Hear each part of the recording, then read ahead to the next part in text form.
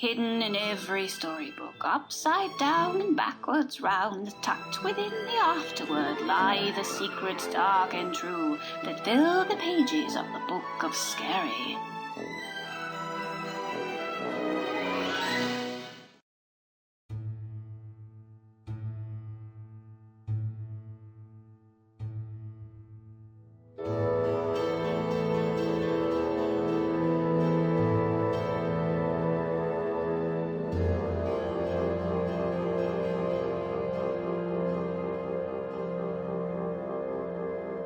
"Hello, sister," said the master.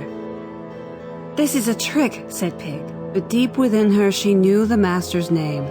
But how did he know her? "This is a trick," she repeated, if only to convince herself. "My mother said Dawnsong was dead." "Dawnsong? Was that to be my name?" said the master. "My wolf family named me Strangeborn, but no one calls me that anymore. Your mother, our mother, never took the trouble to find out what became of me.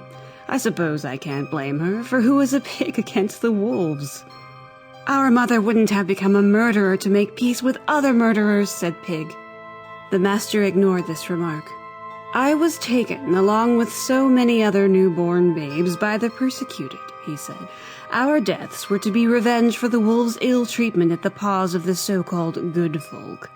Many of these children did in fact die, but I was shown mercy. That merciful wolf was the only mother I have ever known.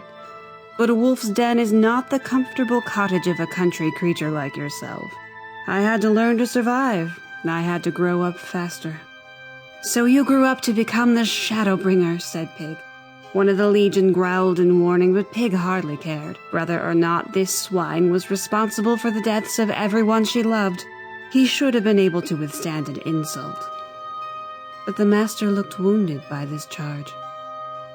"You think I am the Shadowbringer?" he said. "Oh, sister, how blind you are. Don't you see? Like you, I was raised by the words of the Goosemother scroll.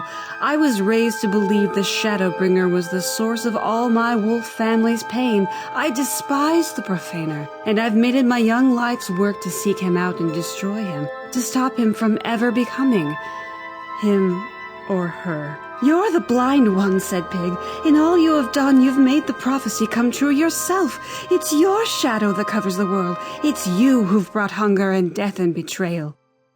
The master sighed and shook his head. "What are the 3 laws?" he said.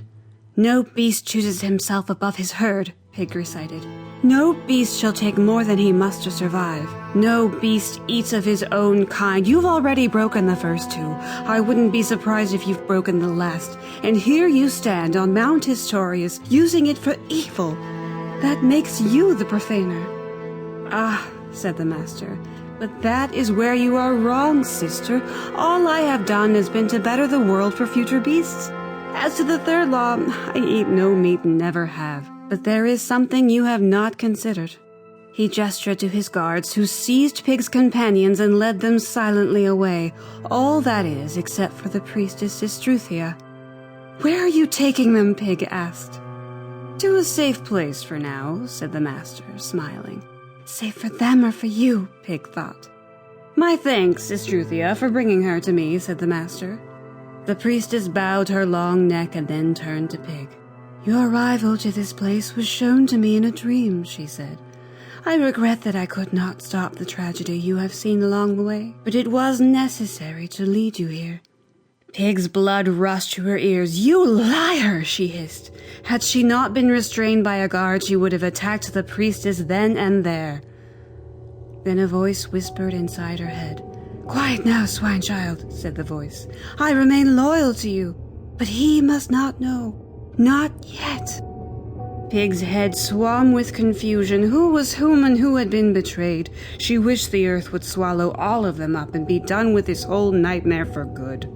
"Sister," the master said. The word made Pig ill. "Have you never wondered why it was me who was taken?" "Of course I have," said Pig, "and so has Mother. She still cries every year on the night of your birth." "I was taken," said the master, "because I was meant to end the blight that is the Shadowbringer. I was the small one, and the end will be small. But you, sister, Your path has been so very different from mine. I had not imagined this twist of fate until you arrived in the Elephant Lands and somehow survived against all odds." "What are you saying?" asked Pig. "I have seen your past in my dreams, Swine-child," said the priestess. "The first law," said the master. "You broke it when you let our brothers die for your safety." "That's not true," Pig cried. "What did you do to defend them from the wolves?" "Nothing." "They were your wolves." "Regrettable rogues. They have been punished for their behavior," said the master. But he went on. "The second law. You broke it when you took those soldiers with you. You didn't need them in order to survive, and you knew they might die along the way." "This isn't fair. This isn't fair," said Pig. "The third law," said the master. "I have not eaten my own kind. Never," said Pig. "Not so," said the priestess. "When you traveled with the Rhinoceros King, you ate as he did, the meat of his enemies. There was a boar." "I didn't know."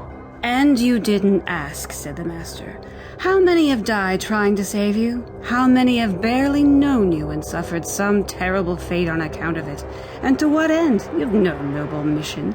To think your companion, the Wolfling, sold his soul to control the dead for you. They say the Shadowbringer rules the ghosts of men. That's a power I don't have. But when your friend barred the dead from any claim upon you, he unknowingly bound them to your command.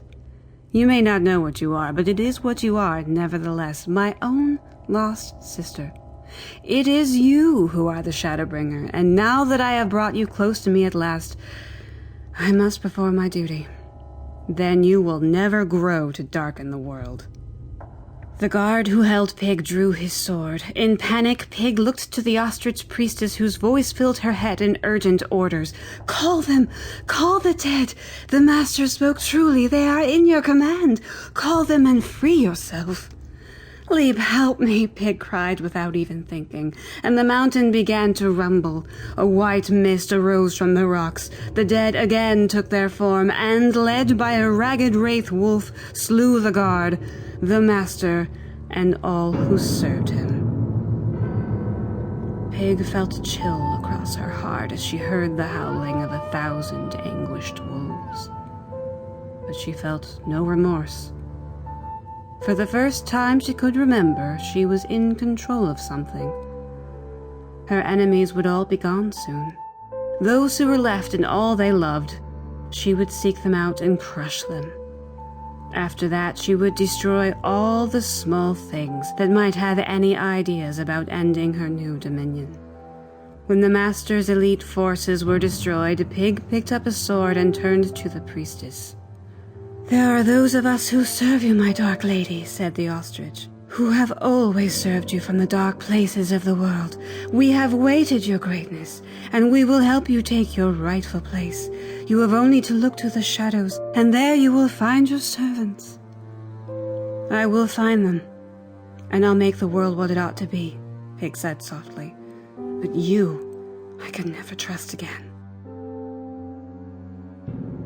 As Estruthia's life faded away, her final words drifted into Pig's thoughts. "I knew you would come. I knew you would come. I knew you would come."